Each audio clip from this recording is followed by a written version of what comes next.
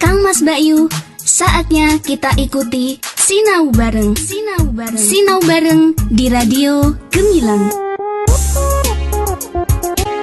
Kang Mas Bayu, sahabat Gemilang, Assalamualaikum warahmatullahi wabarakatuh. Salam sejahtera untuk kita semua. Om Swastiastu, Namo Buddhaya, salam kebajikan, Rahayu. Kang Mas Bayu kembali lagi berjumpa di 96.8 FM Radio Gemilang, jendela musik dan informasi. Kang Mas Bayu, kita kembali bersama di satu saja acara pembelajaran jarak jauh via radio yang akan ditampilkan Bapak Ibu Guru Kabupaten Magelang yang berkompeten dan juga bersemangat untuk kembali menghadirkan materi-materi yang sangat bermanfaat buat anak didik di Kabupaten Magelang. Kang Mas Bayu, kita berjumpa di saja acara Sinau Bareng.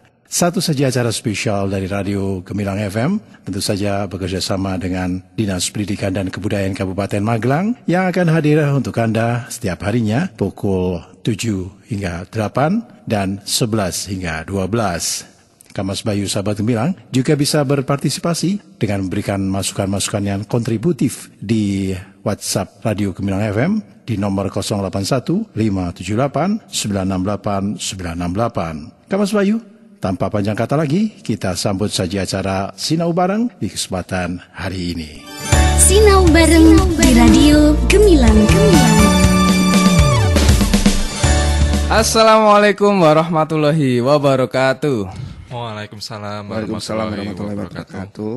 Selamat pagi anak-anak hebat Kabupaten Magelang.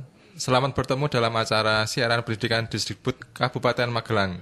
Dalam acara Sinau Bareng, kali ini bekerja sama dengan Diskominfo Kabupaten Magelang 96.8 Radio Gemilang FM, jendela musik dan informasi, dan seluruh sahabat hebat Kabupaten Magelang. Perkenalkan, nama saya Pak Faris, guru pendidikan jasmani, olahraga dan kesehatan di SD Negeri Pancoran Mas, Kecamatan Secang. Kali ini saya bersama dengan dua Pak Guru muda yang ganteng, energik, dan penuh dedikasi. Silakan bapak-bapak yang ganteng, anak-anak pengen kenalan dengan bapak-bapak yang ganteng dan energik ini. Halo anak-anak hebat Kang Mas Bayu, sahabat Gemilang, wali murid yang selalu setia menemani putra dan putri. Perkenalkan, nama saya Pak Febri Sulianto. Saya mengajar di SD Negeri Gulon 4, Kecamatan Salam. Selamat berjumpa, salam sehat untuk semuanya. Silakan Pak Guru yang ganteng selanjutnya untuk memperkenalkan diri.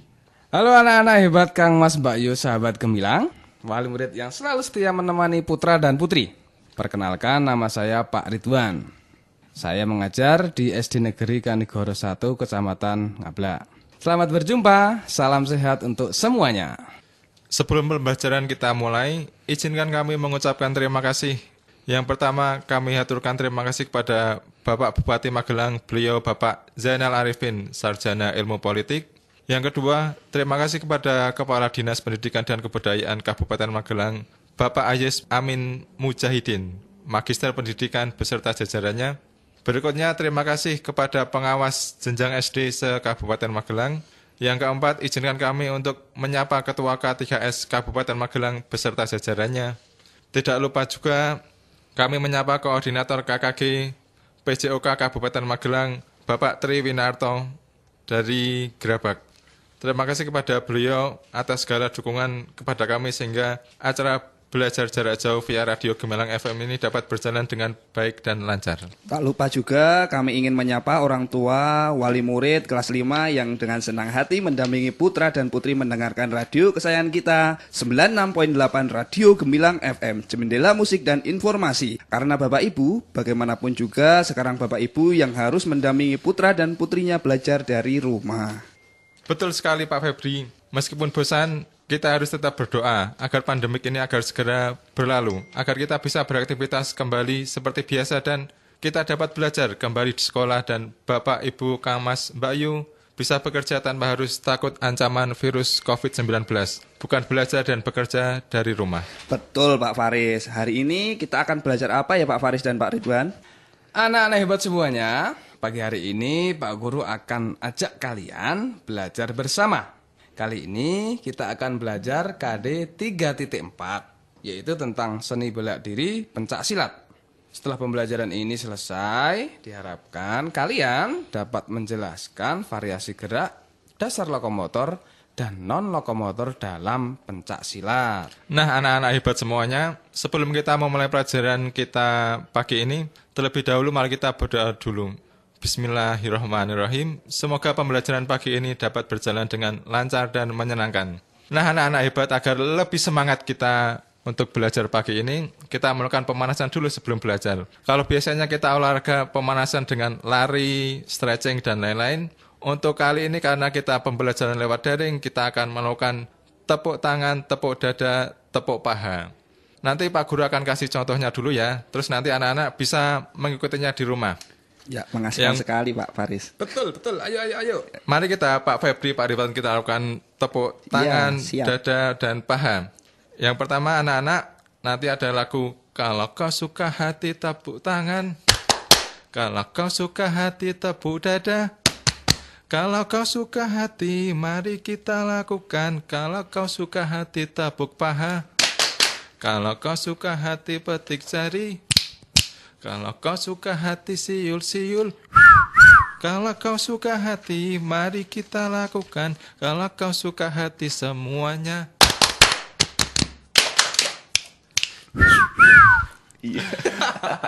Iya, anak-anak. Sekarang anak-anak bisa mempraktekannya sendiri atau mungkin Pak Guru barengin dan anak-anak sama Pak Guru, Pak Ridwan, Pak Febri melakukan bareng-bareng ya. Ayo anak-anak, kita lakukan sekali lagi biar. Oke, sekali lagi biar semangat yuk. Yuk, semangat anak-anak. Ayo berdiri, kita lakukan semuanya. Oke. Mulai Pak Faris. Kalau kau suka hati tepuk tangan, kalau kau suka hati tepuk dada, kalau kau suka hati, mari kita lakukan. Kalau kau suka hati, tepuk paha. Kalau kau suka hati, petik jari. Kalau kau suka hati, siul-siul. Kalau kau suka hati, mari kita lakukan. Kalau kau suka hati, semuanya. Wah, sip. Mantap Pak Faris. Ya, luar biasa sekali semangat dan antusias dari para siswa kelas ini 6 ini Pak Ridwan dan Pak Faris. Meskipun nggak bisa tatap muka secara langsung, tapi semangatnya tuh terasa banget bergelora sampai di sini, sampai gerah sekali di sini. Betul Pak Febri. Oke anak-anak, apakah kalian sudah siap mengikuti pelajaran bersama Pak Ridwan, Pak Faris dan Pak Febri? Tentunya udah siap Pak Ridwan. Harus siap. Iya. Pak Febri dan Pak Ridwan, anak-anak sepertinya sudah betul-betul siap. Termasuk karena tadi sudah pemanasan, sudah semangat. Dari sini auranya tuh meskipun nggak bertemu langsung, tapi deg-degan dalam hatinya tuh kesampai sini anak-anak semangatnya itu. Iya Pak Faris, betul sekali. Semangat mereka tuh sampai di sini. Tadi Pak Febri bilang sampai sumuk, membuat kita lebih semangat lagi menemani anak-anak belajar. Oke, baiklah Pak Guru yang ganteng-ganteng ini. Oke, Pak Febri dan Pak Faris, tahu nggak sih pencak silat itu apa? Pencak silat itu adalah salah satu seni bela diri yang ada di Indonesia, Pak. Seperti karate dan taekwondo yang termasuk juga dalam seni bela diri. Oh begitu Pak Ridwan dan Pak Faris. Sekarang saya jadi tambah ilmu loh ini Pak. Terus apa bedanya nih pencak silat dengan seni bela diri lainnya Pak? Kalau pencak silat itu adalah seni bela diri asli Indonesia. Sebagai budaya asli, pencak silat itu memuat nilai-nilai luhur bangsa. Pencak silat berkembang secara turun-temurun hingga saat ini. Budaya bangsa ini perlu dilestarikan, Pak, dengan mempelajari gerak dasar pencak silat dengan sungguh-sungguh. Jangan sampai pencak silat diakui oleh bangsa lain. Kalau yang dari taekwondo, karate itu kan sama seni bela diri, tapi itu dari luar negeri. Oh, bentar, Pak Faris dan Febri. Sepertinya saya pernah melihat itu, Pak. Ketika di lapangan itu ada tulisan seperti PSHT. Kemudian ada tapak suci. Kemudian ada merpati putih. Apakah itu juga termasuk dalam pencak silat ya Pak ya? Iya benar sekali itu Pak Ridwan. Itu semua adalah aliran dari seni bela diri pencak silat. Karena di Indonesia ini banyak sekali aliran pencak silat. Jadi pencak silat itu nggak cuma satu aliran tapi dari berbagai macam aliran. Dari semua berbagai macam aliran itu pencak silat itu punya suatu induk organisasi yang bernama IPSI. Nah Pak Febri apakah tahu apa itu kepanjangan dari IPSI? Tidak tahu Pak Faris. Jadi gini Pak Febri, IPSI itu adalah kepanjangan dari Ikatan Pencak Silat Indonesia yang sekarang ini dipimpin oleh Bapak Prabowo Subianto. Wah, menarik sekali nih Pak Febri dan Pak Faris. Saya kok jadi tertarik ya mempelajari pencak silat. Kalau begitu, gerakan yang ada dalam pencak silat itu apa sih, Pak? Pencak silat ini kan tadi salah satu seni bela diri. Ingat ya, seni. Ada kata seni. Jadi dalam gerakannya pun tidak asal-asalan nendang, mukul. Tapi ada rangkaian gerakan yang bisa dinilai sebuah keindahan gerakannya karena ini sebuah seni. Oke Pak, pada kesempatan kali ini kita akan belajar tentang gerak dasar lokomotor atau gerak berpindah tempat dan gerak dasar non-lokomotor, gerak yang tidak berpindah tempat. Dalam materi ini adalah sikap dan kuda-kuda dalam seni bela diri pencak silat. Oke, Pak Faris, apa saja sih gerakan dalam pencak silat yang termasuk gerakan lokomotor dan non-lokomotor itu, Pak? Oke, yuk kita bahas satu persatu gerakan dalam pencak silat yang termasuk gerak dasar lokomotor. Yang pertama adalah gerakan arah. Arah adalah sasaran dalam melakukan gerakan. Arah digunakan saat melakukan pembelaan maupun serangan. Pada pencak silat, arah dikenal dengan 8 penjuru mata angin. Langkah kaki dilakukan pada arah tertentu sesuai keperluan. Nah, arah yang dimaksud yaitu arah belakang, serong kiri, belakang, samping kiri, serong kiri depan, serong kanan depan, sampai kanan, serong kanan belakang. Seperti itu ya Pak. Iya. Arah gerak dimulai dari titik pusat. Langkah pertama dimulai dari arah belakang, kemudian bergerak sesuai arah jarum jam. Nah, kemudian gerak dasar lokomotor selanjutnya adalah pola gerak langkah. Langkah adalah perubahan injakan kaki dari suatu tempat ke tempat lain. Langkah dapat dilakukan dengan lurus atau serong ya Pak. Sangat menarik itu, Pak. Saya kira itu dalam pencak silat, pesilat itu hanya bergerak secara asal-asalan saja, Pak. Ternyata ada pola gerak langkahnya juga ya, Pak ya. Iya dong Pak Ridwan, piye toh? Seorang pesilat dalam melakukan langkah sesuai dengan pola gerak langkah yang diajarkan. Jadi tidak asal-asalan. Karena seperti di awal kita bahas tadi, pencak silat itu adalah sebuah seni loh. Nah, gerak langkah dalam pencak silat juga ada beberapa macam, Pak. Oh iya, Pak. Apa saja itu? Aduh, makin tertarik dengan pencak silat nih. Nah, Pak Febri dan Pak Aditwan, yang pertama ada pola gerak langkah lurus. Nah, gerakan pola langkah yang pertama dalam pencak silat yaitu pola langkah lurus. Yang dimaksud dengan pola langkah lurus adalah teknik dasar pencak silat yang menggunakan gerakan lurus baik gerakan ketika maju maupun mundur. Langkah ini biasanya diawali dengan melakukan gerakan kuda-kuda tengah. Jadi misal anak-anak sudah melakukan gerakan kuda-kuda tengah, anak-anak bisa melangkah lurus ke depan ataupun mundur lurus ke belakang. Seperti itu, Pak. Terus yang kedua adalah pola gerak langkah zigzag. Pasti anak-anak udah tahu dong zigzag itu seperti apa. Zigzag itu bergerak ke samping kanan, ke samping kiri, berkelanjutan seperti itu nggih Pak Ridwan dan Pak Faris. Betul. Yang dimaksud dengan pola langkah zigzag dalam pencak silat yaitu suatu teknik dasar pencak silat yang menggunakan gerak langkah zigzag atau gergaji, baik gerakan mundur ataupun maju. Langkah ini bisa dimulai dengan gerakan pasang dengan pola serong. Sinau bareng di Radio Gemilang. Wih, keren, Pak. Terus, masih ada lagi nggak, Pak? Ada lagi nih, Pak. Yang ketiga yaitu pola langkah gerakan U. Pola langkah U dalam pencaksilat merupakan teknik dasar pencaksilat yang menggunakan pola langkah menyerupai huruf U. Jadi langkah kaki kita itu menyerupai huruf U, nggih Pak nggih? Tahu huruf U nggih Pak nggih? Oh iya, betul. jadi tambah ilmunya nggih Pak Ridwan nggih. Betul, Pak Kemudian Febri. yang keempat adalah pola langkah segitiga. Gerakan pola langkah pencak silat ada juga yang menggunakan pola langkah segitiga loh Pak Ridwan dan Pak Faris. Pola langkah segitiga merupakan suatu teknik dalam pencak silat yang menggunakan pola segitiga dalam setiap langkahnya. Wah, ternyata banyak ya, Pak, macam-macam pola langkah dalam pencak silat itu. Masih ada lagi nih Pak. Yang kelima ada pola langkah S. Gerak langkah dalam pencaksilat yaitu gerak langkah S merupakan teknik dasar pencaksilat yang menggunakan langkah yang menyerupai dengan huruf S. Jadi kaki kaki kita saat pencaksilat itu, kaki bergerak menyerupai huruf S gitu Iya, Pak. tadi ada U, ada S, ada gergaji, zigzag itu ya Pak ya. Kemudian Iya. yang terakhir adalah pola langkah segi 4. Oh nih yang terakhir. Pola langkah segi 4 merupakan sebuah teknik dalam pencaksilat yang memakai gerakan yang membentuk segi 4. Langkah ini biasanya diawali dengan gerakan gabungan. Yang pertama adalah kuda-kuda tengah, kuda-kuda belakang, serta kuda-kuda samping. Jadi yang pertama-tama kita menggunakan kuda-kuda tengah, kemudian disambung dengan kuda-kuda belakang, kemudian anak-anak bisa menambah dengan kuda-kuda samping. Duh, benar-benar luar biasa sekali tema yang dibahas kali ini ya Pak ya. Oke anak-anak, sudah jelas kan tentang gerak dasar lokomotor dalam pencak silat? Sekarang kita akan membahas gerak dasar non-lokomotor dalam pencak silat. Apa saja sih gerak dasar non-lokomotor dalam pencak silat itu Pak?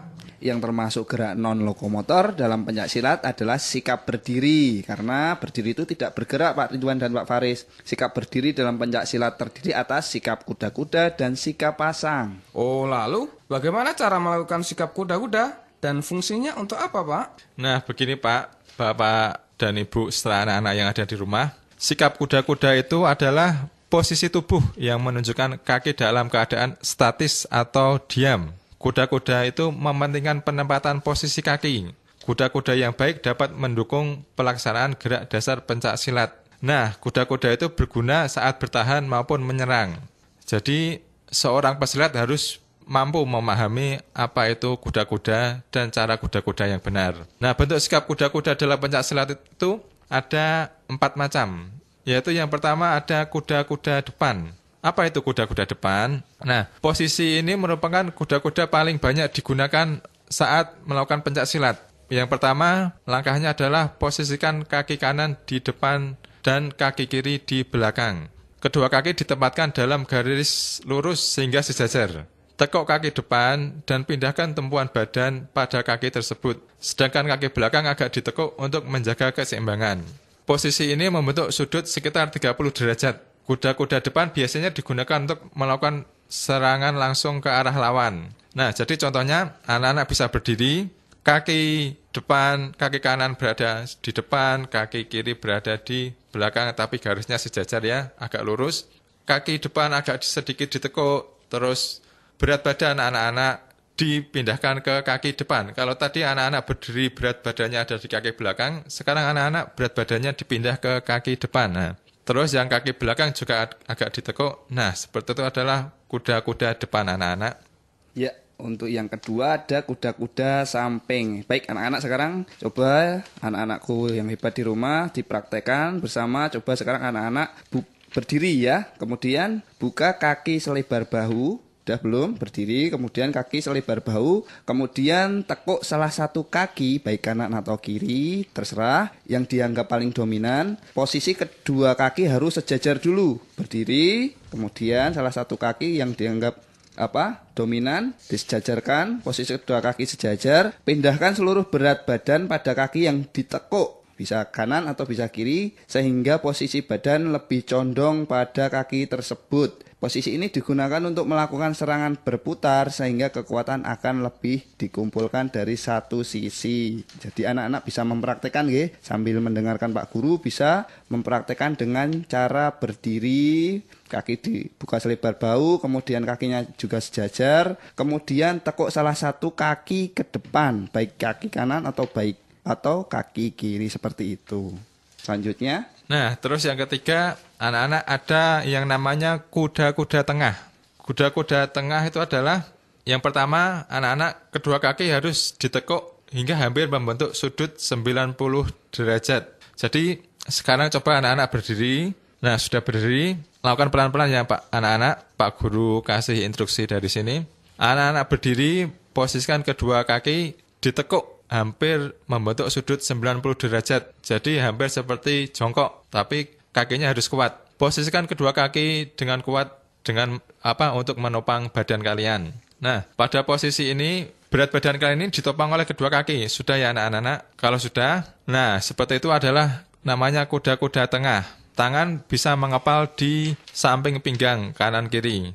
Kuda-kuda tengah ini biasanya digunakan untuk menahan serangan dari depan sehingga tubuh tidak akan terpental ke belakang karena posisi kita sudah kuat. Selanjutnya Pak Febri. Yang terakhir ada kuda-kuda belakang. Kuda-kuda belakang merupakan kebalikan dari kuda-kuda depan. Kalau tadi kan kuda-kuda depan kaki yang ditekuk, salah satu kaki yang ditekuk ke depan nggih Pak Faris dan Pak Ridwan. Nggih. Hanya saja kaki yang ditekuk ini berbeda. Posisi awal adalah meletakkan kaki kanan di depan dan kaki kiri di belakang dalam satu garis lurus. Kemudian tekuk kaki belakang. Kalau tadi kan yang ditekuk ke depan, sekarang salah satu kaki ditekuk ke belakang, agak diluruskan dan tumpuan berat badan pada kaki belakang. Posisi ini juga banyak digunakan untuk menahan serangan dari arah depan. Begitu Pak Ridwan dan Pak Faris. Luar biasa sekali ya penjelasan dari bapak-bapak guru ini. Saya jadi seperti membayangkan ketika saya ingin melakukan latihan pencaksilat seperti itu, Pak.